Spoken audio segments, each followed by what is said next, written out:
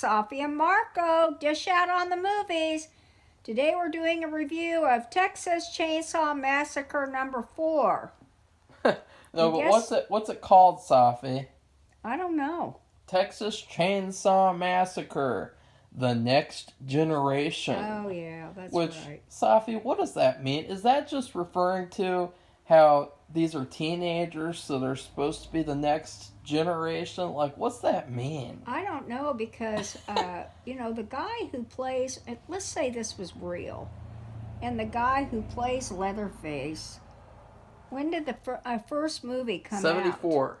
So, he's going to get old. So, he's really going to run around when he's in his 90s with the chainsaw in his hand and be able to grab people and overcome them. I don't believe it. So, I don't see. To be fair, we saw a little bit of that in this movie when he was trying to grab that one girl and put her in the freezer, and he kept on struggling. She kept on getting out, and he had to actually put something on top of it to keep it closed. So you could say that, like, at least. Well, they're talking about the next generation, and I don't know. It's like you said. Who are they referring to?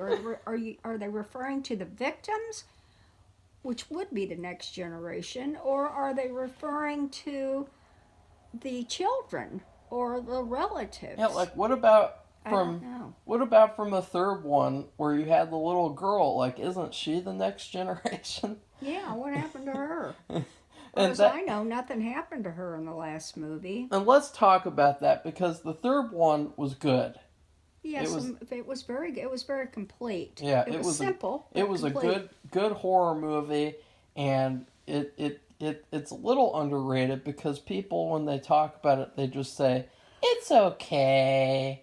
Well, and we ended on a good note. We ended on a good ending, pretty much, except you really don't know after that ending how they'll be brought back or who will be brought back, whatever. Well, in this movie, they immediately retcon story from the last one when they say that Sally, the girl from the first one, they say that she's alive and she's in private medical care or something. And then they say that no Sawyer family was ever apprehended, Yeah. which is bullshit because remember, Safi, in the last movie, they said that they apprehended one guy and he was the only one they got.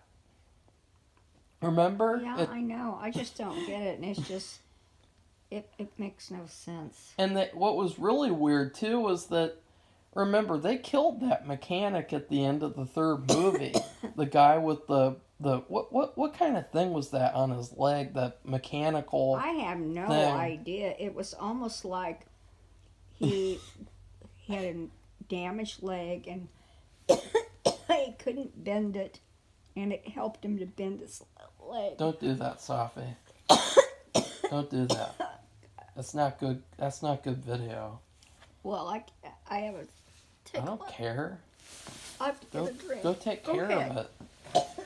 That's not what reviews are for. Okay, Marco, you don't need to do that. So, anyways, while Safi's off fixing her problem, and something else that's weird is that they killed that car mechanic, and then yet Matthew McConaughey has the same leg device on. So it's like they're implying that he is the guy from the last movie. And I didn't understand that at all. I thought that was so stupid. Well, I guess you could say it kind of makes sense because I guess in this movie they say that like this family are all like actors and they're just people working for the FBI or something. Like that was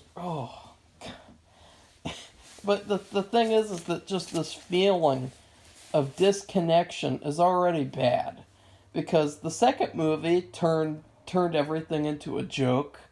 It was a piece of shit. It was horrible. I hated it. The more and more I think about it, the more and more I hate it. And then the third one is pretty good. And it sets the series back on track. Mm-hmm. It wasn't great, but it set it back on track. And all you had to do was just write a better story and have more fun, and that's all you had to do. But in this one, they just complicated it by ignoring things, rewriting things, and this stupid story that they wrote. And you know what's really weird, Safi, is that the guy who wrote this one, he is one of the screenwriters who wrote the first movie. He wrote it along with Tobe Hooper, and he also directed it. And so it really surprised me that his script was so terrible, because why? It should be really good. And I'd also like to point out that this is the second series that I've heard of where the writer from the first one comes back to write the fourth one. Which other series did that, Safi? Which other horror series did that? Did what? Had it where they brought back the writer from the first one to the fourth one, where he writes the fourth one. Which other horror series did that? I don't know. Halloween? No, Psycho. The screenwriter who did Psycho 1, he came back and wrote Psycho 4. And actually, Psycho 4 was fine. It was fine. But this was bad. It wasn't terrible. It was a mess. It like everyone says that it's just abysmal, but it's not abysmal. It's just bad. Well, it just makes no sense. None of it. I mean, even, you're talking about horror. I mean, when the horror doesn't even make sense. I mean, there should be, I don't know. It's just like, it's like somebody got 10 buckets of paint and just threw them out, like an artist, threw them out all over the palette. And every which way. And then at the end, when all the paint was out of the cans, that was it. And it was over.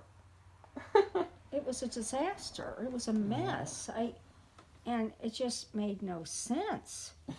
I mean, some of it, there were like little grains of things that would be, part of a coherent movie. Grains? Yeah, but grains meaning like little rice kernels or something, or little pieces of corn, here and there, placed perfectly within the dish. Children of the Corn. But it was. Then you had all this convoluted disaster. Where you let the thing where you get the pizza and you throw it up in the air and let it turn over and land on the floor. Well, Safi, to be fair, you say that for almost every movie. I know, this was really convoluted. I couldn't believe this. Is supposed to be a horror movie. I know. You can't even get a horror movie. Even some of the horror stuff we've watched that isn't really so great, and we've criticized it. At least they've been a little bit more coherent. Yeah, like Shock. Remember Shock, the black and white movie? Yeah, but I was that thinking, was extremely simple, and yet we understood it, and it's a quote horror movie, quote unquote. And then of course we just talked about these linkages between the past and now. And that is troubling, because if you can't, that's why I say this series is bad, because it just goes up and down and up and down and up and down. And there's no vision. There's no clear vision. No. If you're going to continue a series, then you need to have a vision for it. And see, this was the problem with horror movies in this time period, is that they would just have new people come in and do a sequel, and each sequel would be different because they would have new expectations. Like with Nightmare on Elm Street, they said, with the third one, let's not make it so gay. Because with the second one, people said it was gay. And then the fourth one, people were like, let's bring in a new cast and kill off the cast from the third one. And so it's like every sequel just jumps all over the place. It should be consistent. And consistent and have continuity. And this is this is totally inconsistent. Yeah. And there is no continuity between the former ones or this one. I didn't like it. No, I didn't either. And I just like, okay, the only thing I thought, I had no idea that Matthew McConaughey and Renee Zellweger. I mean, I thought, is this a modern one? I mean, because here they are, they've made these, I think they both have Oscars. Yeah, And I they're think both so. from Texas. I believe Renee Zellweger is Texan. And even the people, the other people in the movie, they didn't even, and I, this one, here's one thing that was really weird. One of the, and I don't know what he's supposed to be, one of the bad people, a quote bad, I don't know. He was quoting all these famous quotations from Oh yeah. various literary sources. I'm like, where in the hell?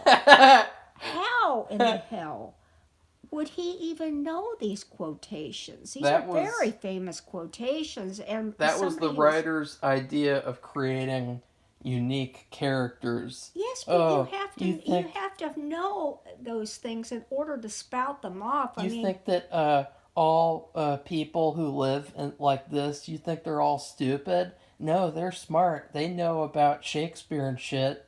And yeah, they might know the name, but they're not. I'm telling you, they're not going to be sitting around reading Shakespeare. I'm sorry, but that ain't real at all. it's too bad because they could have made it make sense by having him. He could have actually been a villain. They could have had it where he was a part of their family, and then he left to get educated, and he like moved somewhere else, and then he comes back for Yeah. some reason. Like they could have done something like that, but instead, like a family reunion type thing. But instead, it's like, oh, he's a unique character because he can quote stuff. But he has to know the quotes. He has to find them somewhere. There's not one book in the house. Come on. They're all drenched in blood. They don't have a computer. They don't have anything, any place where they can look up. And how would he know what to look up? I mean, come on. That's what I mean. That is so incomprehensible. If he went on the computer, the only things that he would be looking up are InfoWars and porn. I just don't think that either. I just Really? don't. People are, I mean, they don't even know what's out there. They're completely blank. Well, I They're will say, working on raw, being in the raw, meaning they're, how do they live? If they're, it said in the, they kill people and steal from them. okay, well, still, they're not in the real world. They're kind of out there in the boonies. And where would they, if they're not, they don't have a computer, they don't watch TV, they don't have any books, how are they getting their information? They don't. They're informationless. They're making it up. It's all violence and raw violence and raw living and raw, look at the way they relate to each other. They were insane. So what a mess.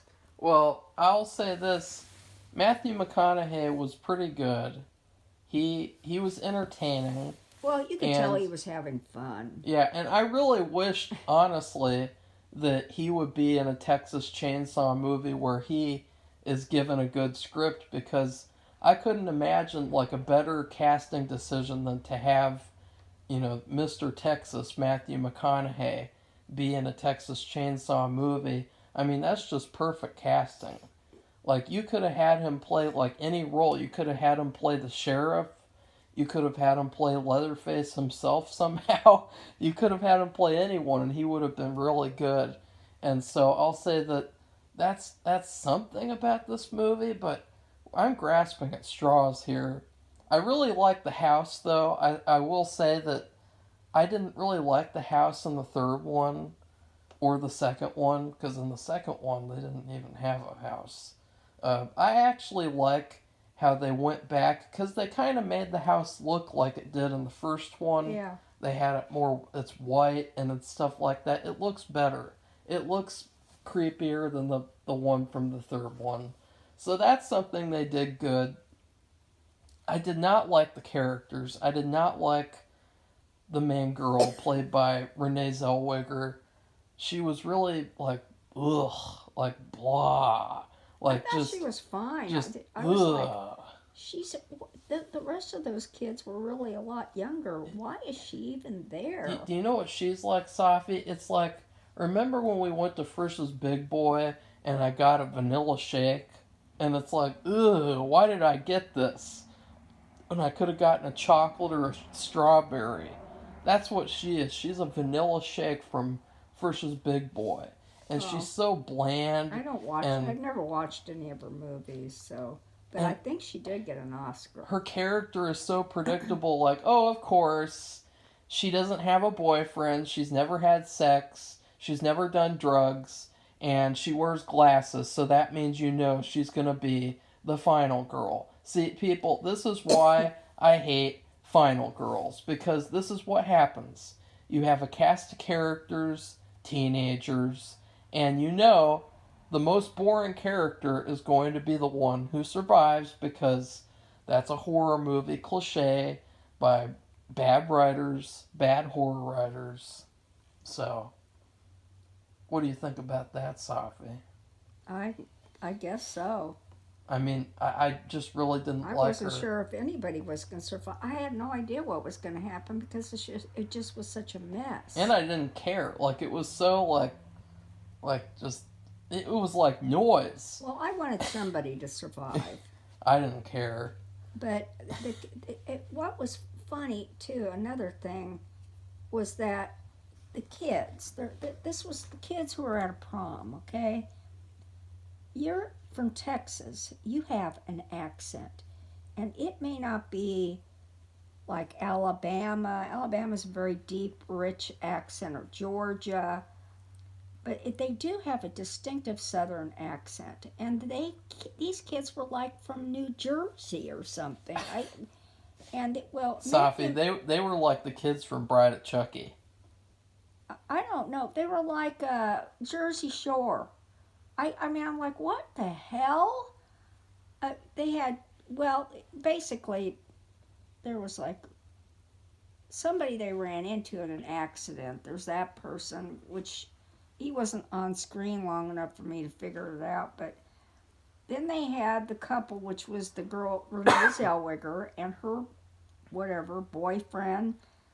She is actually Texan, so she did have a little bit of an accent. It wasn't that deep, though. The other guy, I don't think he had any accent.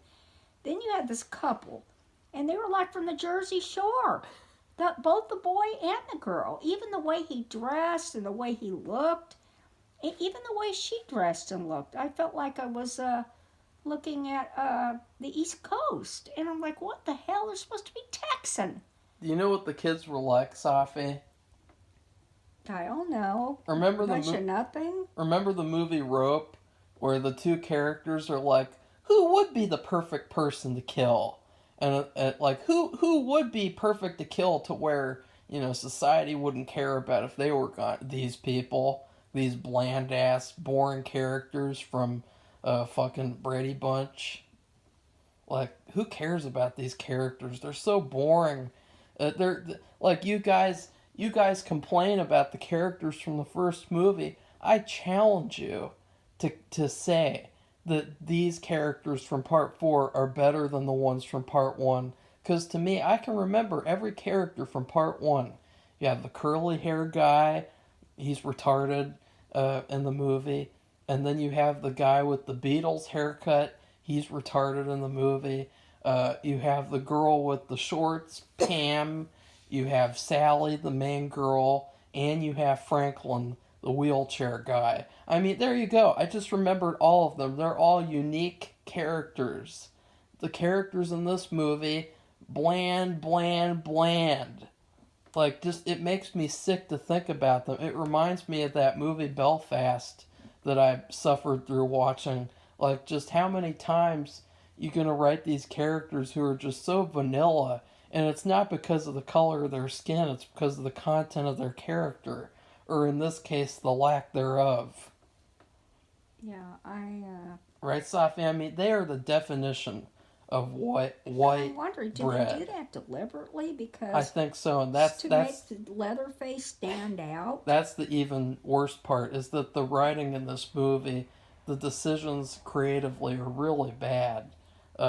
Especially the explanation for the whole movie, Safi. The explanation for why everything is going on.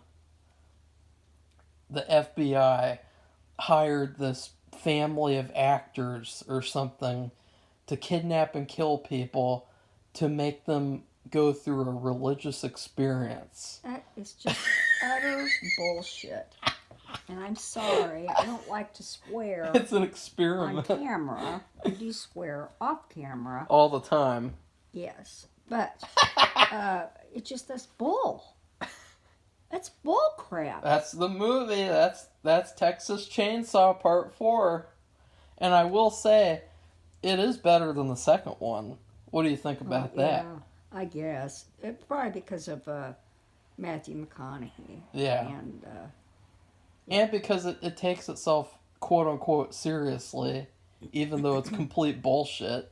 One thing that really pissed me off that I noticed in the movie was all the times that he plagiarized himself.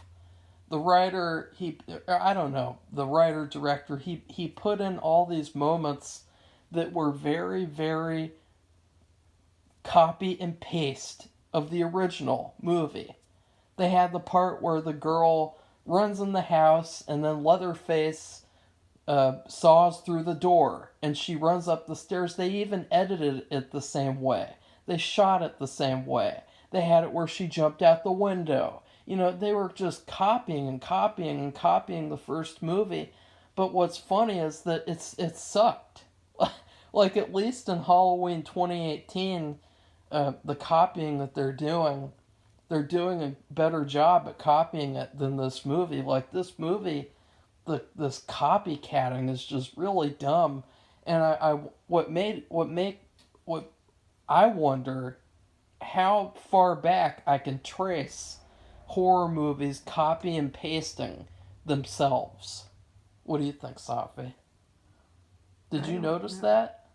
I don't know. No, I don't. It just was such a mess that, and the characters, like you said, were definitionless, and there's just, it seemed like most of there was no talking. I mean, there was, but it was like minor. They talked about boobs the whole movie, Safi. And it was mainly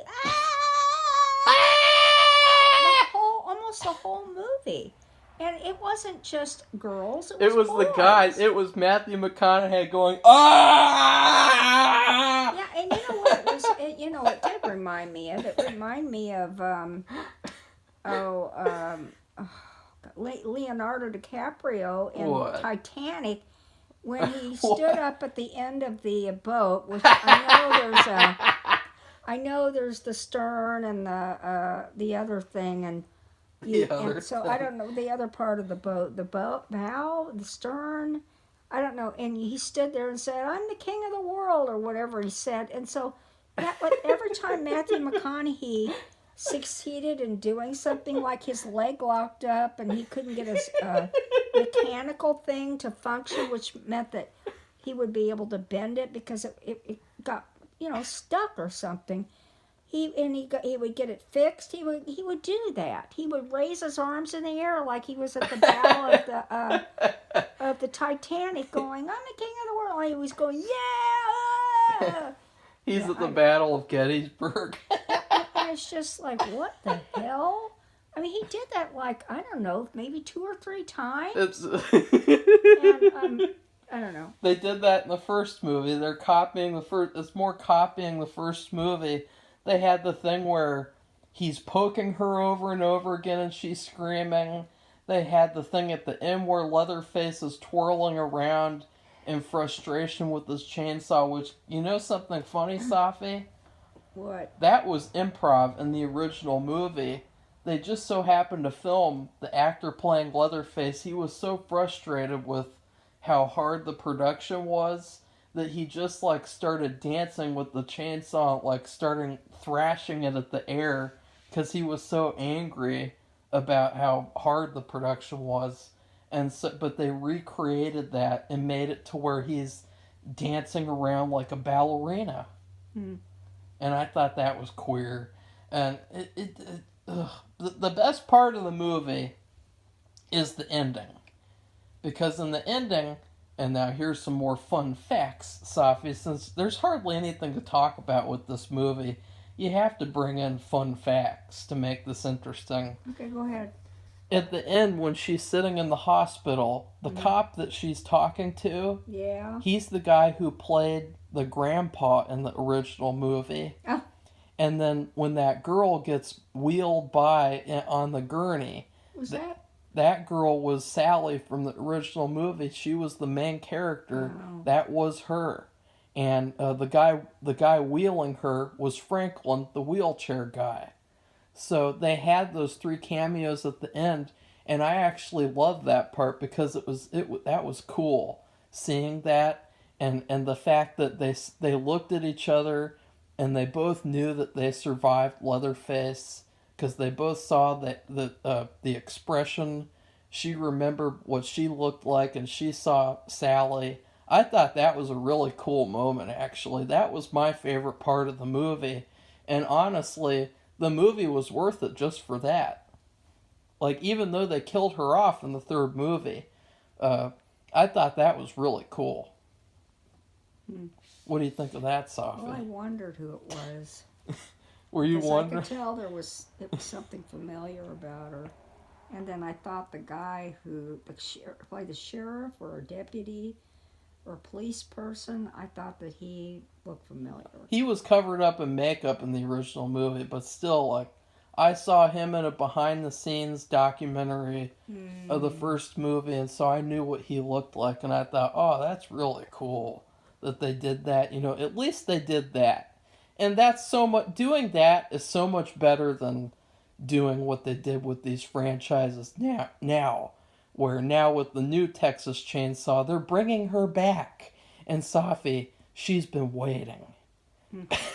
She's been preparing with her little tiny pew pew pew pistols. You know, she's ready to fight senior citizen Leatherface. Yeah, I would say so. He's a senior citizen. He'd have to be older than me. And I don't get that. I don't know how, I don't know. To be fair, I think that if you released an old man serial killer, that is an interesting storyline. Yeah, but there's no way they can do all the physical things. Yeah, that's the hard There's part. just no way. Sorry. But you have to think about, reality. like, John Wayne Gacy. Yeah, I know that. He would have killed more people. He would have been able to do it. So how would Leatherface do it? I don't think the guy was in his 80s and 90s. I'm telling you. But we're going to have a movie coming out, and that first movie was made in the 70s, and this is the same, supposed to be. Now, I know it's not for the actor. Yeah, he will be in his 70s or 80s in this movie. Yeah, he'll be in his late 70s or early 80s, and it just isn't realistic. I'm sorry. And he will need to drink his Ensure. Yeah.